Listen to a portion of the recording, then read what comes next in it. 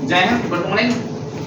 आज हम बात करेंगे बायोलॉजिकल सेक्शन की, जो हमारा एंट्रेंस के पॉइंट ऑफ व्यू से काफ़ी इंपॉर्टेंट है। अगर आप कोई भी एसएससी देंगे या आप कोई स्टेट का एग्जाम देंगे, एसएसबी वगैरह देंगे, तो उसमें काफ़ी इंपॉर्टेंट सेक्शन आती है। ठीक है, एनिमल सेल, प्लांट सेल को समझते हैं। देखिए जी, प्लांट सेल जो है उसमें एक एक्स्ट्रा वॉल होती है बाहर की तरफ, उसको सेल वॉल बोलते हैं। सेल वॉल का मेन काम क्या है?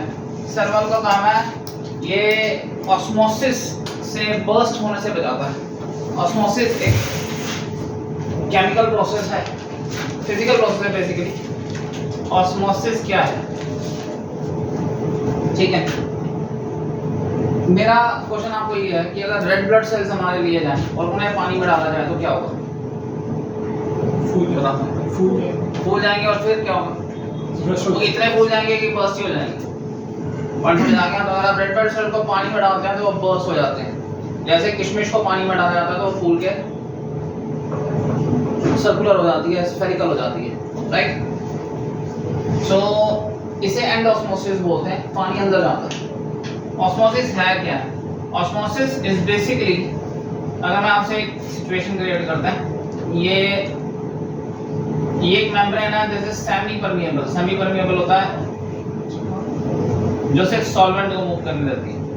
ठीक है, यहाँ पे भी आपने 10 ग्राम सोडियम क्लोराइड पानी में डाला हुआ है इन वाटर, और यहाँ पे भी आपने 10 ग्राम सोडियम क्लोराइड डाला हुआ है इन वाटर। किस तरफ जो है वो कंसंट्रेशन ज़्यादा और किस तरफ कम है? यहाँ इतने पानी में आपका 10 ग्राम NaCl है, यहाँ इतने पानी में आपका 10 ग्राम NaCl है। इस वाले में कंसंट्रेशन ज़्यादा है, इस वाले में कंसंट्रेशन कम है। ठीक है, जब आप सेमी परमेबल मेम्ब्रेन लेंगे तो यहाँ से पानी यहाँ मूव कर जाएगा जब तक दोनों बराबर नहीं हो। So the movement of solvent, अभी आपने बताया यहाँ हाई कंसंट्रेशन है, हाई कंसंट्रेशन है, और यहाँ लो कंसंट्रेशन है। ये चीज, ये हाई कंसंट्रेशन और लो कंसंट्रेशन जो बात होती है ना, ये हमेशा सॉल्यूट की होती है। सो जब सॉल्वेंट की मूवमेंट होती है from low concentration to high concentration, that is called osmosis. So osmosis is the movement of solvent from lower concentration to higher concentration, or in other terms it is the movement of solvent from high concentration of solvent। यहाँ solvent ज्यादा, but हम कभी ऐसा नहीं बोलते, हम ये नहीं बोलते कि इसमें मीठा जो है वो कम है, हम हमेशा ऐसे ही बोलते हैं। हम कभी ये नहीं बोलते कि यार इसमें ना पानी ज्यादा है। हम जूस में हमेशा बोलते हैं जूस में मीठा कम है, हम ये नहीं बोलते कि जूस में पानी ज्यादा है। तो हम हमेशा डिफाइन करते हैं in terms of concentration of solute. ठीक है, so the movement of solvent from lower concentration to higher concentration is called osmosis, or in other times in reality we can define it other way also, that is the movement of solvent from higher concentration of solvent to lower concentration of solvent। समझ आ गया? जब आप किशमिश लेते हैं, उसे पानी में डालते हैं तो रिंकल्ड होती है। जब उसे पानी में डालते हैं तो अंदर सामान ज्यादा है, कंसंट्रेशन ज्यादा है, किशमिश के बाहर से पानी है। So water will move inside. So the movement of solvent from lower concentration to higher concentration is called osmosis। आपने बड़ी बार ये सुना होगा, हम यहाँ से थोड़ा सा आगे पीछे मूव करेंगे। बड़ी बार आपने सुना होगा कि जो डिहाइड्रेशन जब हो जाती है, हमें लूज मोशन या वोमिटिंग लगती है, तो हमारा पानी कम हो जाता है बॉडी का, राइट। पानी के साथ होता है, इसको डिहाइड्रेशन हो गया, पानी कम हो गया। पानी के साथ साथ उसके आयंस भी कम हो जाते हैं, उसकी बॉडी में आयंस भी कम है, सोडियम क्लोराइड, नमक भी कम हो जाता है। अगर एक आदमी के बॉडी में नमक कम है तो उसे ग्लूकोज जो लगाया जाता है या उसे पानी चढ़ाया जाता है, सलाइन चढ़ाया जाता है। जब उसे सलाइन चढ़ाया जाता है तो सलाइन की जो कंसंट्रेशन होती है वो हमेशा 0.9 ग्राम्स पर सेंटीमीटर क्यूब पर लीटर ही क्यों होती है? 0.9 ग्राम्स पर लीटर ही क्यों होती है? ये बेसिकली पर 100 मिलीलीटर है, यानी 1 लीटर में 9 ग्राम ही नमक क्यों होता है? 0.9% बेसिकली कार्बन, 0.9% NaCl ही क्यों लेते हैं? that is 0.9 grams in 100 grams of water या 100 मिलीलीटर वाटर। इतना ही क्यों लेते हैं, ज्यादा क्यों? हम उसका नमक की कमी है तो उसको 20 ग्राम चढ़ाते थे। 1 लीटर की बोतल जो चढ़ती है एक बंदे को सलाइन की, उसमें सिर्फ 9 ग्राम नमक होता है। अगर उस बंदे को नमक की कमी है तो 20 ग्राम क्यों नहीं चढ़ा सकते, 25-30 ग्राम क्यों नहीं चढ़ा सकते? क्यों? उसको कमी हुई है तो 4 बोतलों में 9 करके चढ़ाएंगे, उसको सीधे एक ही बारी में 18 ग्राम क्यों नहीं चढ़ा देते या 25 ग्राम क्यों नहीं चढ़ा देते? उसकी कंसंट्रेशन ज़्यादा बढ़ जाएगी, जो लिक्विड है कंसंट्रेशन उसकी शायद से ज़्यादा बढ़ जाएगी। उससे क्या होगा? मूवमेंट नहीं हो पाएगी उसकी। 0.9% NaCl in water is isoosmotic with water with blood. That is isoosmotic with blood. Isoosmotic का मतलब है इसका osmotic pressure जो होता है, osmosis हो रही है, पानी यहाँ से यहाँ जा रहा है, there is a pressure gradient which is causing so इसका जो प्रेशर है वो उस ब्लड के ऑस्मोटिक प्रेशर के बराबर है। इसका मतलब ब्लड के साथ अगर आप ये वाला पानी डालेंगे जिसमें 0.9% NaCl होगा, ये ब्लड की ऑस्मोटिक प्रेशर का ही होगा। अगर आप इससे ज्यादा घना पानी ले लेते हैं, सपोज आपने 20 ग्राम वाला ले लिया, 20 ग्राम 1 लीटर में, ठीक है। अब बाहर नमक की कंसंट्रेशन ज्यादा है, समझ आ रहा है आपको? ब्लड में ये ब्लड सेल ले लेते हैं, ब्लड सेल में कंसंट्रेशन कम है, जो है नमक की कम है, और ब्लड का पानी भी कम हो गया हुआ है क्योंकि डिहाइड्रेशन हो गई है। हम चाहते हैं पानी सेल के अंदर जाए, नमक भी सेल के अंदर जाए और सेल एक नॉर्मल स्ट्रक्चर में आ जाए। आपने ज्यादा नमक वाला पानी डाल दिया तो बाहर कंसंट्रेशन क्या हो गई? ज्यादा हो गई। बाहर अगर कंसंट्रेशन ज्यादा है तो मूवमेंट ऑफ सॉल्वेंट कहां से होगी? Lower concentration to. तो पहले ही जो ब्लड सेल जो है सिकुड़ा हुआ है, जिसका पानी पहले ही निकला हुआ है, उसका और पानी निकल जाएगा और वो और सिकुड़ जाएगा। तो आपने तो नमक ज्यादा डालने से पानी के सेल्स को और श्रिंक करा दिया। पॉइंट समझ आ गया? उसका हाल वही होगा जो अचार के पीस का होता है। अचार का पीस जब नमक में डाल पानी में, जब अचार का पीस होता है शुरू में, जब आप आम का अचार बनाते हैं तो आम एक ग्रोन अप साइज में होता है, जब आप उसे अचार में डालते हैं तो सिकुड़ जाता है। तो वही हो जाता है सेल का, वो पहले ही सिकुड़े होते हैं और सिकुड़ जाते हैं तो उनकी तो ताकत ही निकल जाती है, जान निकल जाती है। और अगर आप ज्यादा पानी डालते हैं, आप कंसंट्रेशन कम करते हैं, सपोज आपने 2 ग्राम ले ली तो क्या होगा? अगर आप 2 ग्राम पर लीटर ले लें तो पहले सिकुड़ा हुआ सेल है, अब बाहर कंसंट्रेशन जो है लो है, अंदर हाई है, पानी तेजी से अंदर भागेगा, बट पानी का प्रेशर ग्रेडियंट ज्यादा है, 0.9 ग्राम पे बराबर होता है। आपने उससे अगर कम ग्राम ले लिए, प्रेशर ग्रेडियंट बढ़ जाएगा। अगर प्रेशर ग्रेडियंट बढ़ जाएगा तो पानी और फोर्स से अंदर की तरफ जाएगा, और अगर ये फोर्स मैनेज नहीं हो पाई तो सेल वो मेम्ब्रेन जो है वो उसको बर्दाश्त नहीं कर पाएगी और बर्स्ट हो जाएगी। अगर आप प्योर पानी का सलाइन की जगह प्योर पानी लगा दें, समझ आ रहा है, डिस्टिल वाटर लगा दें, तो आदमी का जो सेल है वो सारे बर्स्ट होने शुरू हो जाएंगे वहाँ। पॉइंट समझ आ गया आपको? That is the reason 0.9% NaCl is used, which is isoosmotic with blood. Point समझ आ गया आपको? वापस आते हैं सेल वॉल। सेल वॉल का देखिए, प्लांट सेल हिल नहीं सकते अपनी जगह से, प्लांट एक जगह पे ग्राउंडेड है।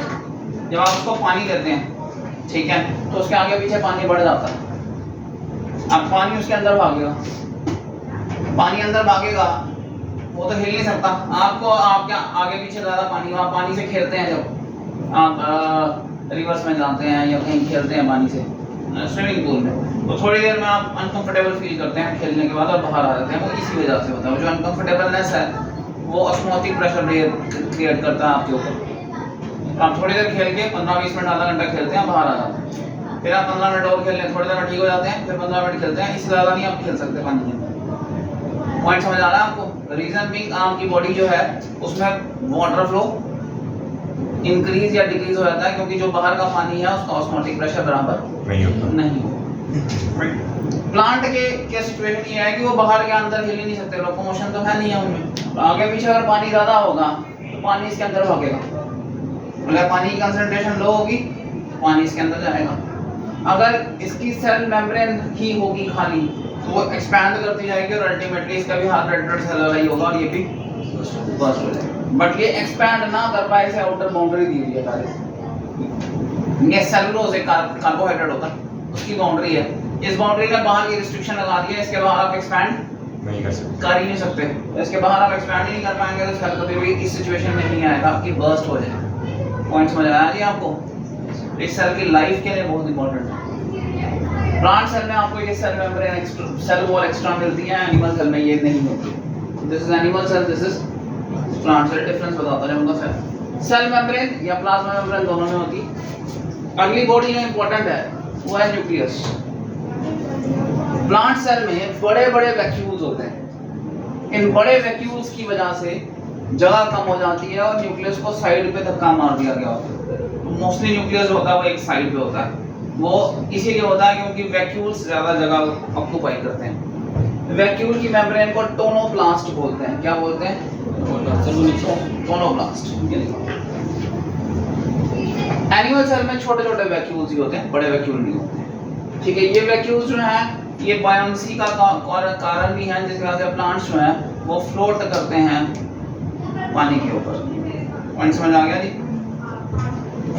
न्यूक्लियस के अंदर जेनेटिक मटेरियल होता है जो इंफॉर्मेशन को ट्रांसफर करता है from one cell to another cell. तो दोनों के अंदर न्यूक्लियस होते हैं। न्यूक्लियस के अंदर एक और प्रोटीन मेकिंग बॉडी होती है न्यूक्लियोलस, दोनों के बीच में होता है।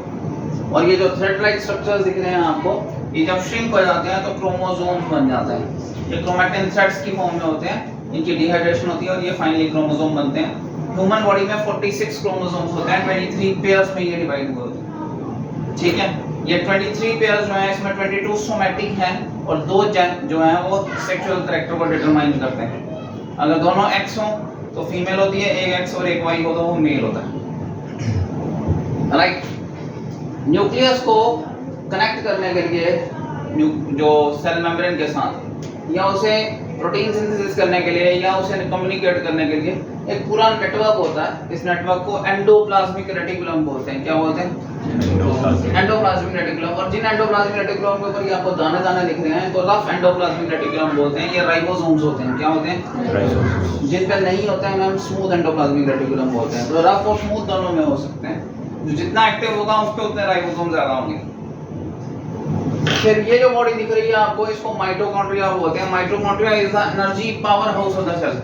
तो याद रखिएगा, एनर्जी पावर हाउस माइटोकॉन्ड्रिया होता है। माइटोकॉन्ड्रिया में F1 पार्टिकल्स होते हैं। ये हमारी रेस्पिरेशन की सेकंड स्टेज होती है जिसमें ऑक्सीजन अवेलेबल होती है। एरोबिक रेस्पिरेशन की जो सेकंड स्टेज है, क्रेब्स साइकिल, वो माइटोकॉन्ड्रिया में ही होता है। ये एनर्जी बेस्ड प्रोसेस है जिसमें एनर्जी रिलीज होती है।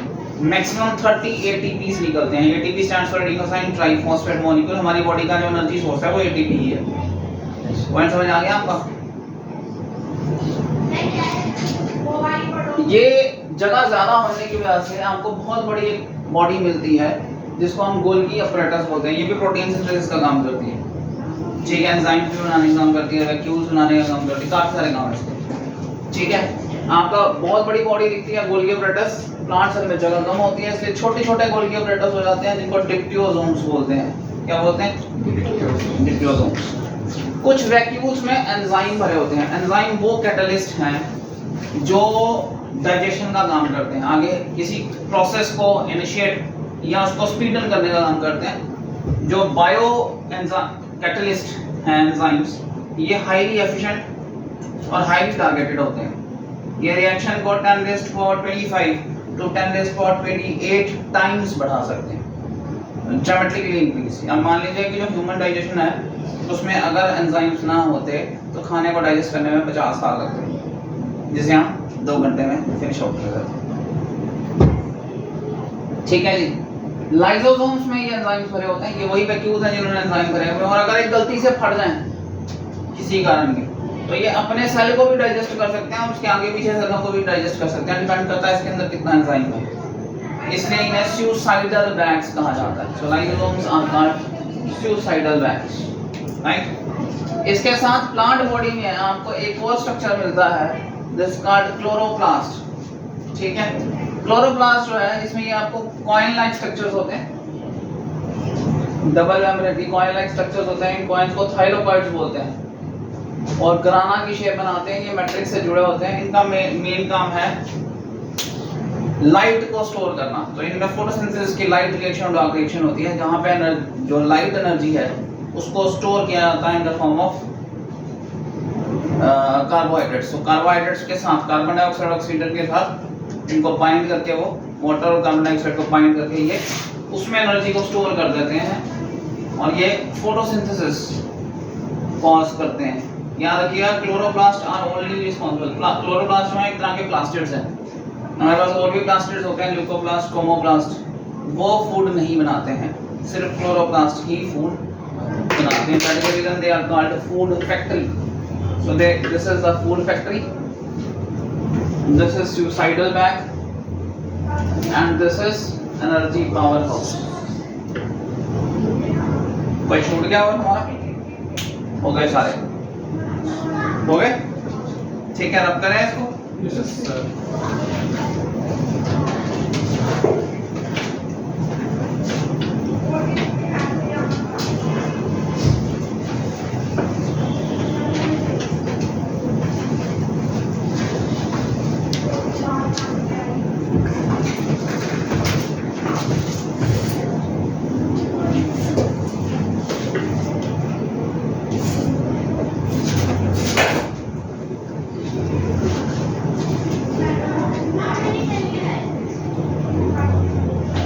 ह्यूमन डाइजेस्टिव सिस्टम, उसके बारे में पढ़ते हैं। हमारे मुंह में ना 3 तरह के सैलिवरी ग्लैंड्स हैं। एक टंग के ऊपर बोनी पैलेट जो आपको दिखता है इसमें पे, दिस कॉल्ड पैरोटिड।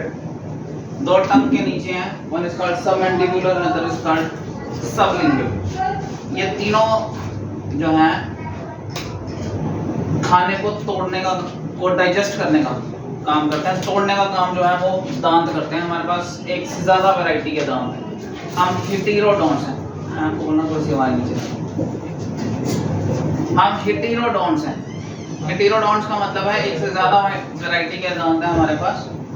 शुरू के जो 4 दांत आपको दिखते हैं, ये 2 इंसिजर्स हैं, एक चुंज वाला दांत कैनायन है, 2 छोटी दाढ़ें हैं प्रीमोलर्स, और 3 बड़ी दाढ़ें होती हैं molars. So 2, 1, 2, 3. This is called the dental formula of a human adult. So incisors 2 होते हैं, canine 1, premolar 2, molar 3. ये जो लास्ट मोलर होता है ये 15 से लेकर 25 साल की उम्र में आता है। इसको अक्कल दाढ़ हिंदी में बोलते हैं। This is called the wisdom tooth. ठीक है। और ये खाने को तोड़ने का काम करते हैं। टंग खाने को मूव करती है और टंग में ही टेस्ट के बड्स होते हैं जिससे हम खाने को टेस्ट कर सकते हैं। खाना इन 3 सैलिवरी ग्लैंड्स की जो सिक्रीशन होती है उसके साथ मिक्स किया जाता है, उसको सेमी पेस्ट फॉर्म में बना के बॉल की शेप बना के गले से उतार दिया जाता है। ये जो बॉल होता है इसको बोलस बोलते हैं। क्या बोलते हैं? बोलस। और ये रिदमिक मूवमेंट करता हुआ नीचे चला जाता है। तो एक गले से रिदमिक मूवमेंट करता हुआ, इसको मस्कुलर स्ट्रक्चर है, यहाँ से इसको रिदमिक देते हुए नीचे पहुंचा जाता है। तो इसका मतलब अगर आप उल्टा लटक कर भी खाएंगे ना तो खाना पेट में ही जाएगा, क्योंकि एक बार वो गले से उतरा फिर उसको रिदमिक मूवमेंट पहुंचा देती है सीधे पेट के अंदर। पॉइंट समझ आ गया आपको? इस मूवमेंट को बोलते हैं पेरिस्टाल्टिक मूवमेंट्स। तो दिस कॉल्ड पेरिस्टाल्सिस और पेरिस्टाल्टिक मूवमेंट्स। खाना पहुंच गया स्टोमक में। ये जो पाइप है जिसमें से ही होते हुए आया, इसे हम ईसोफेगस बोलते हैं। ये फूड पाइप है, ऊपर से विंड पाइप आ रही है नॉस्ट्रिल से। जहाँ फूड पाइप और विंड पाइप जुड़ते हैं इसको फेरिंग्स कहा जाता है। फेरिंग्स से विंड पाइप जो है वो आगे आ जाती है, फूड पाइप पीछे रह जाती है। खाना विंड पाइप में ना जाए, यहाँ ढक्कन होता है। इस ढक्कन को एपिग्लॉटिस बोलते हैं। एपिग्लॉटिस का काम है कि वो या तो सांस आप इकट्ठे ले सकते हैं या उस एक खाना खा सकते हैं, दोनों इकट्ठा नहीं कर सकते। जब आप खाना खाएंगे, जब आप घूंट नीचे करते हैं तो आपकी विंड पाइप बंद हो जाती है, तो आप लगातार घूंट भी नहीं ले सकते कि आप 4 मिनट तक घूंट ले सकते हैं, ऐसा नहीं होता। पॉइंट समझ आ गया आपको? तो जब आप घूंट लेते हैं तो आपकी विंड पाइप क्लोज हो जाती है। जब आप सांस लेते हैं तो आपका एपिग्लॉटिस खुलता है, फूड नहीं जा सकता। पॉइंट समझ गए जी? खाना पहुंच गया स्टोमक में। स्टोमक में जो खाना पहुंचता है इस पे एंजाइम्स क्रिएट होते हैं स्टोमक के अंदर, और स्टोमक उस पे काम करता है।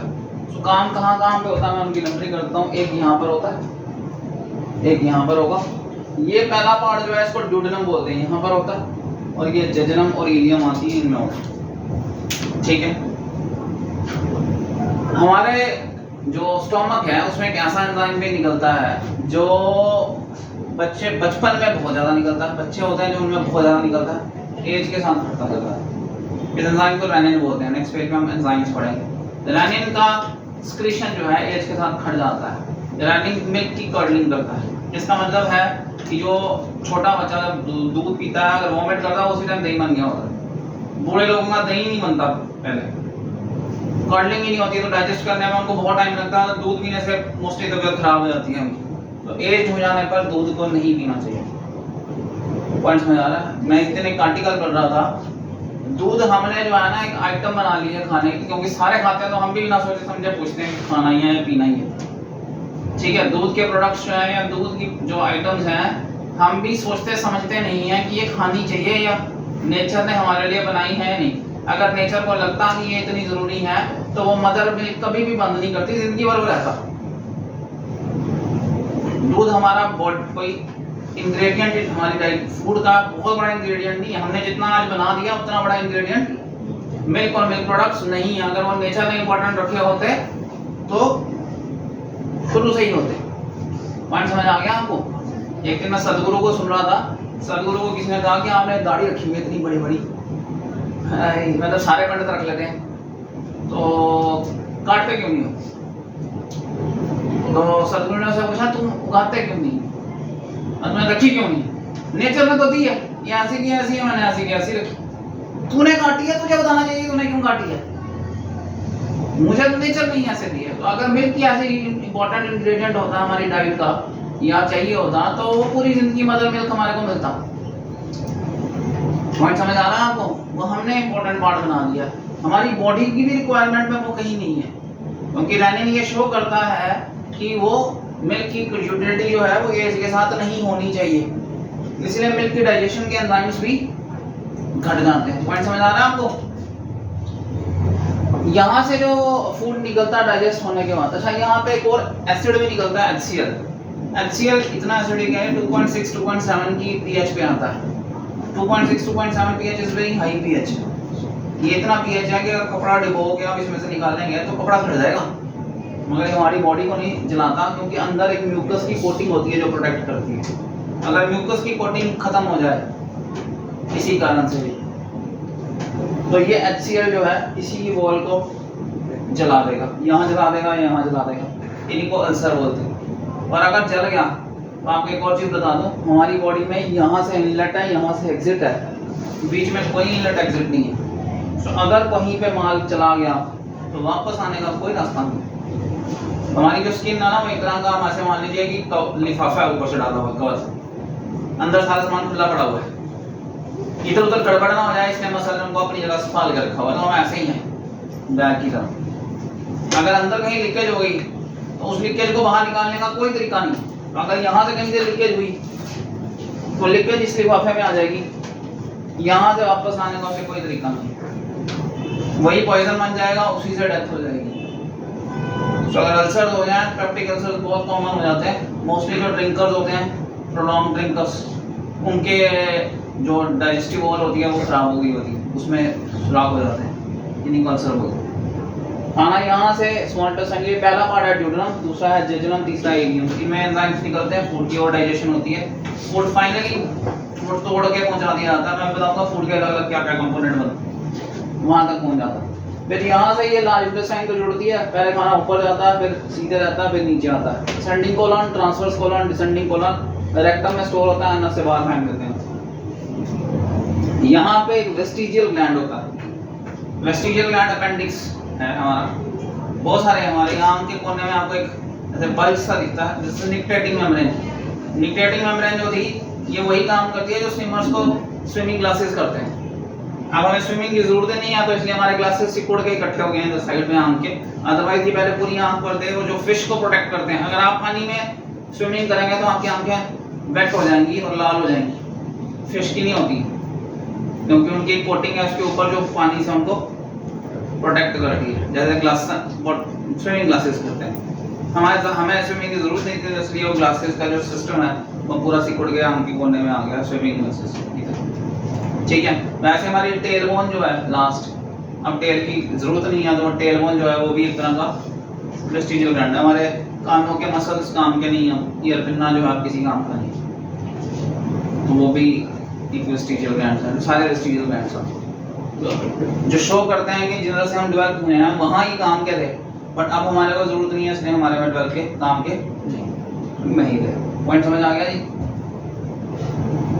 अपेंडिक्स ऐसे पाइप है एक छोटी सी जो एक्स्ट्रा लगी हुई है, यहाँ से बंद होती है, कुछ नहीं होता। बट अगर आप किसी वजह से खाना इसके अंदर घुस गया, मैंने बताया जो घुस जाएगा उसके बाहर आने का कोई भी रास्ता, इसी घुसे हुए खाने के अंदर इसी पे बैक्टीरिया जो होना शुरू हो जाएगा, इसी को वहाँ पे वो पॉइजन में कन्वर्ट कर देगा और ये ही पॉइजनस हो जाएगा।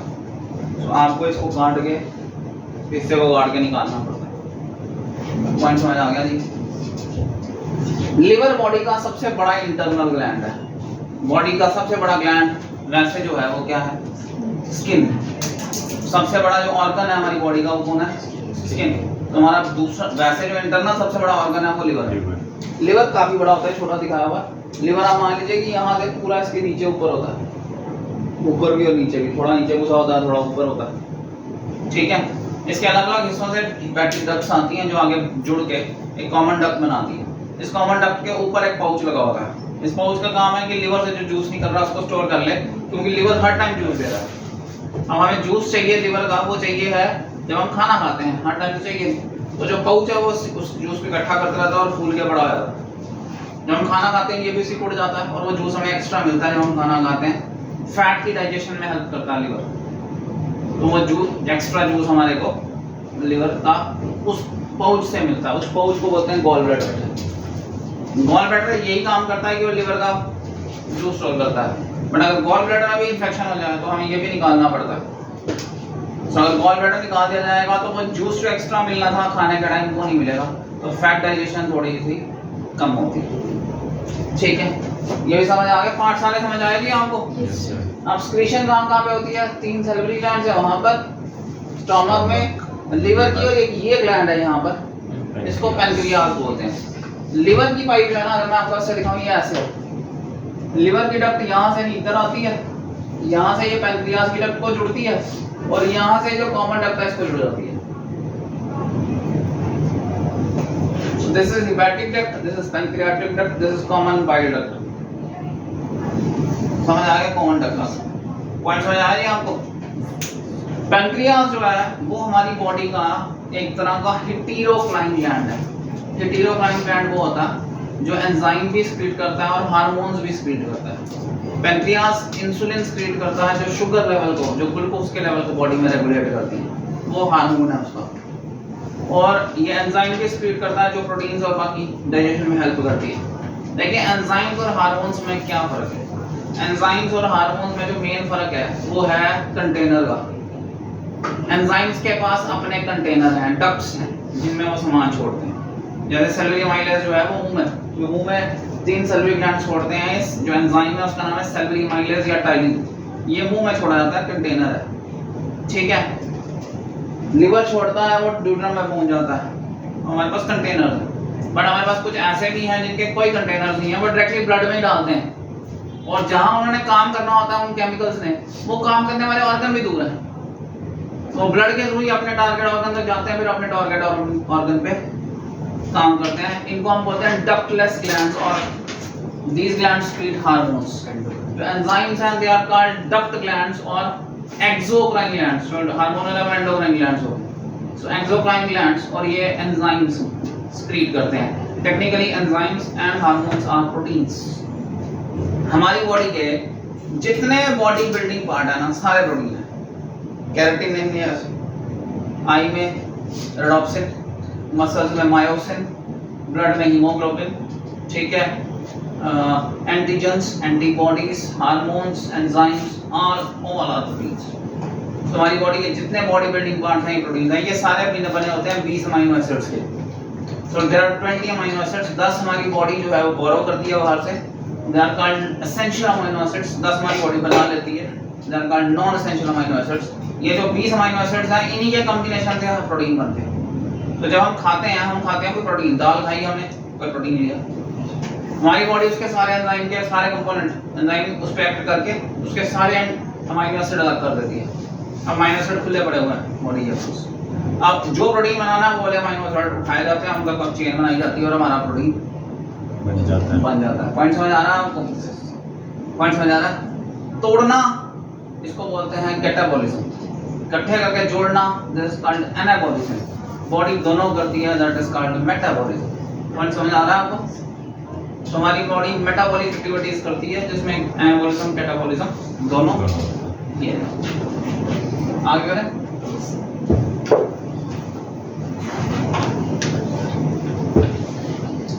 आपको इसकी पीडीएफ दे दूंगा, इसमें सब दिया हुआ है। खाने को तोड़ के छोटा करना उसको डाइजेशन बोलते हैं। उससे पहले खाने को अंदर लेना पड़ेगा बॉडी के, that is called injection. Digested food जो होता है वो ब्लड में ही होता है, वहां से उसकी एब्जॉर्प्शन की वो हमारी इसी एलिमेंट्री कैनाल में ही होता है, वहां से उसको एब्जॉर्ब करके ब्लड में डाल दिया जाता है, दैट्स कॉल्ड एब्जॉर्प्शन। हमारी बॉडी में एब्जॉर्ब करने के लिए विलाई होते हैं, माइक्रो विलाई, ये स्मॉल इंटेस्टाइन में होते हैं, ये सरफेस एरिया को बढ़ाते हैं जिसकी वजह से ये ऐसे है स्मॉल इंटेस्टाइन, ये विलाई निकले हुए हैं। विलाई के अंदर ब्लड सर्कुलेशन ज्यादा होता है, खाना यहाँ पे ट्रेवल हो रहा है, जिस जगह पे खाना है यहाँ खाने की कंसंट्रेशन ज्यादा है, ब्लड के अंदर कम है, तो खाना ब्लड के अंदर डिफ्यूज हो जाता है। Movement from higher concentration to lower concentration of solute is called diffusion. Diffusion हो जाता है और खाना ब्लड में ये माइक्रोविलाई स्मॉल इंटेस्टाइन होते हैं, जिसे खाना सारे का सारा मोस्टली सारा खाना जो है एब्जॉर्ब कर लिया जाता है इन द स्मॉल इंटेस्टाइन्स। अब खाना ब्लड में पहुंच गया, इस ब्लड से उसको जहां जहां स्टोर करना है, जैसे हमारा कुछ खाने का हिस्सा जो है ग्लाइकोजन कन्वर्ट करके हम लिवर में स्टोर कर लेते हैं, कुछ खाने का हिस्सा जो है वो हम फैट में कन्वर्ट करते हैं। फैट और कार्बोहाइड्रेट के इसमें क्या फर्क है? देखिए कार्बोहाइड्रेट का फॉर्मूला होता है C6H12O6, फैट्स के फॉर्मूले में यही हो सकता है C6H12O2। बेसिकली हम टेक्निकली ऑक्सीजन के नंबर को घटा देते हैं। तो फैट के मॉलिक्यूल में इन तीनों एटम में से छोटा एटम ही ऑक्सीजन, छोटे एटम है कार्बन और हाइड्रोजन, सबसे बड़ा एटम ऑक्सीजन है। कार्बन का एटॉमिक नंबर है 6, हाइड्रोजन का है 1, ऑक्सीजन का है 8। इन तीनों में सबसे बड़ा जो ऑक्सीजन है, ऑक्सीजन के नंबर को हम घटा देते हैं जिससे मॉलिक्यूल का साइज छोटा हो जाता है। पॉइंट समझ आ गया? और छोटा मॉलिक्यूल स्टोर करना आसान होता है, इसलिए हम इसको स्टोर कर लेते हैं। इसको जब भी यूज करना होता है हम एटमॉस्फेयर से ऑक्सीजन बोरो करते हैं, इसे फिर रीकन्वर्ट करते हैं और दोबारा यूज कर लेते हैं। पॉइंट समझ आ गया जी? अब अगर आपको क्वेश्चन पूछा जाए कि ग्लूकोज के मॉलिक्यूल में एनर्जी ज्यादा होती है या कार्बोहाइड्रेट के मॉलिक्यूल में एनर्जी ज्यादा होती है, तो किसमें ज्यादा होगी?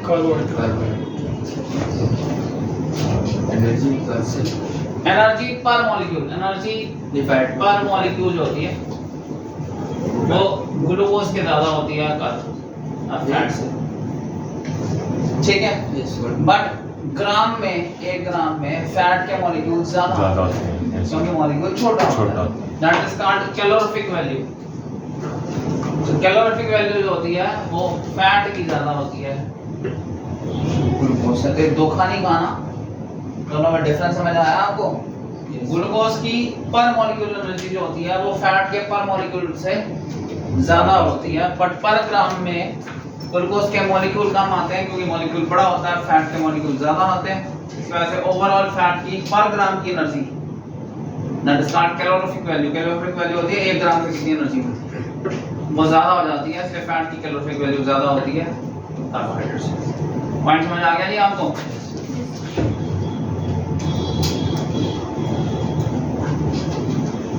ये अलग अलग कन्वर्जन की जो प्रोसेस है ये असिमिलेशन में आती है, और जो अनवांटेड फूड होता है वो बॉडी से बाहर फेंक दिया जाता है, दैट इज कॉल्ड रिजेक्शन।